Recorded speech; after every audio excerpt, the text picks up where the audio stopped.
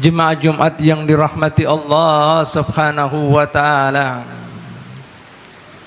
Tahukah pian siapa gerang orang yang dicintai Allah? Tahukah pian orang yang terpilih di antara hamba Allah? Tahukah pian orang yang diberi kebaikan Allah taala dunia maupun akhiratnya? Kita dengarkan sabda Nabi kita Muhammad sallallahu alaihi wasallam. Beliau berwasiat mengingatkan kita semuanya. Inna dunya yu'tillahul man la yuhibbu wa man la yuhibbu. Man yuhibbu wa man la yuhibbu. Wa innal ilma la yu'ti illa man yuhibbu minal abrari. Atau kama qala sallallahu alaihi wasallam. Yang artinya dan maksudnya, sesungguhnya kenikmatan duniawi itu Allah Subhanahu wa taala berikan pada kemudian mereka yang menghendaki atau yang tidak menghendaki, yang menyukai tidak menyukai. Akan tetapi urusan ilmu tidak Allah taala berikan kecuali orang yang dicintai dan dikasih daripada orang-orang yang baik di antara hamba Allah. Dengar baik-baik, urusan duniawi Allah Ta'ala bisa berikan pada siapa saja. Pian dapati di lapangan orang yang kemudian kafir, ahli maksiat, berisi dunia. Hah? Orang yang kada percaya lawan Allah Ta'ala, bahkan kada beragam diberi. Akan tetapi urusan ilmu tidak diberikan. Berarti apa? Orang yang bersangkutan memang dipilih, disayang, dicinta oleh Allah Subhanahu wa taala. Hadirin sekalian rahmati Allah Subhanahu wa taala. Pernah suatu ketika baginda Nabi Muhammad sallallahu alaihi wasallam mengingatkan kita semuanya sebagai umatnya, dan saat itu juga para sahabatnya. Innakum asbahtum fi zamanin, sesungguhnya kalian ada pada suatu zaman yang banyak orang berilmunya, sedikit orang yang raja pandernya. Banyak yang memberikannya, artinya berderma, yang karim, yang suka bagi sana bagi sini, sekalian bersedekah. Sedikit pemintanya. Fasayati zamanun, akan tetapi nanti akan datang suatu zaman yang mana sedikit orang berilmunya, banyak orang yang raja pandernya. Semua orang bisa pander, artisnya mau jadi ulama, apalagi pelawaknya, semua berpander. Allah, sedikit ulamanya, banyak yang raja pandernya. Dan saat itu sedikit orang yang dermawannya, banyak pemintanya. Nah, apabila dalam keadaan seperti ini, al ilmu khairun minal amal, saat itu ika menuntut ilmu lebih baik daripada banyak melakukan amalan.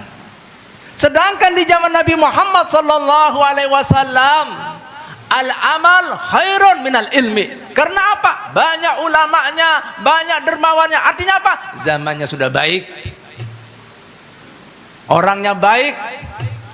Tetapi jika dapat fenomena, kejadian, situasi, kondisi seperti itu, seperti zaman ini, banyak raja pandernya, sedikit daripada ulamanya, yang fakihnya, banyak pemintanya, sedikit dermawannya. Nah, jar Nabi Muhammad sallallahu alaihi wasallam, lebih baik ikam, lebih istimewa ikam mencari ilmunya. Subhanallah, 1400 tahun yang lalu Nabi mengatakan dan kejadian. Oleh karena itu Nabi Muhammad SAW tidak berkata-kata kecuali wahyu daripada Allah Subhanahu wa ta'ala.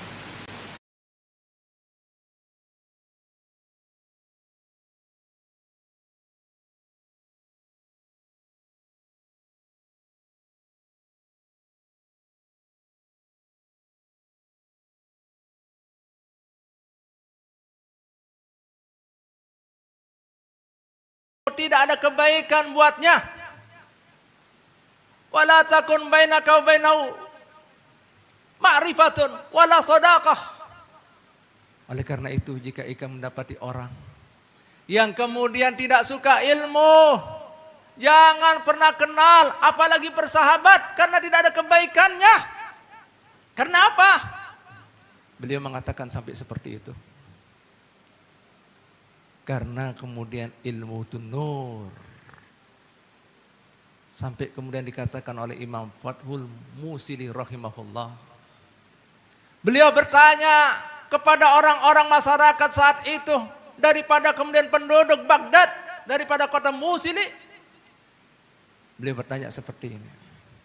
Bukankah orang sakit apabila tidak diberi makan, minum, obatnya, bisa apa dia? Bukankah dia akan mati?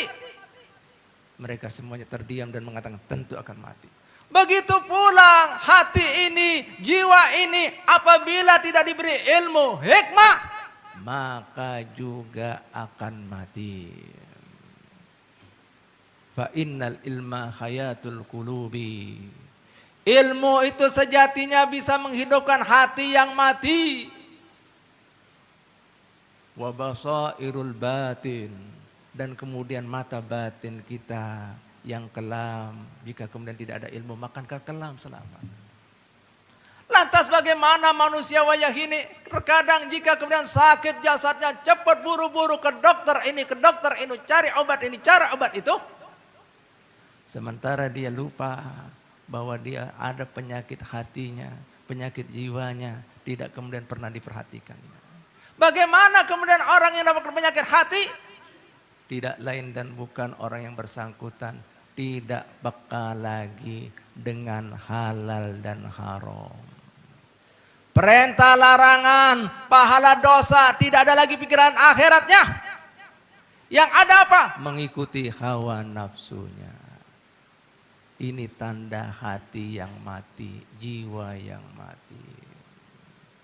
Padahal dunia semua bakal kita tinggalkannya. Sementara yang akan kita bawa nanti yaitu ilmu dan amal soleh kita. Illa man atallaha biqalbin salim, kecuali orang yang datang dengan hati yang selamat. Gara-gara apa hatinya selamat? Karena dapat cahaya ilmu. Gara-gara cahaya ilmu, tahu mana halal haram Allah Ta'ala. Sehingga apa? Bisa menuju mencari berkah dan ridho Allah Ta'ala. Cukup kemuliaan ilmu. Sampai malaikat Jibril alaihissalam menuntun baginda Nabi Muhammad SAW. Wa qul rabbi zidni ilman. Jar malaikat Jibril menuntun Nabi Muhammad SAW. Katakan, hai utusan Allah, kekasih Allah, ya Rabb, tambah ilmu. Pakai nakiro. Ilman itu kada berbatas. Ilmu yang banyak. Bukan ma'rifah. Bukan satu ilmu. Ilman. Kalau pian belajar bahasa Arab. Nah, kada berbatas. Artinya apa? Ilmu ada pembukaannya. Tidak ada akhirat. Begitu pula hidayah ada pembukaannya. Tidak ada akhiratnya. Paham? Mudah-mudahan kita suka menuntut ilmu.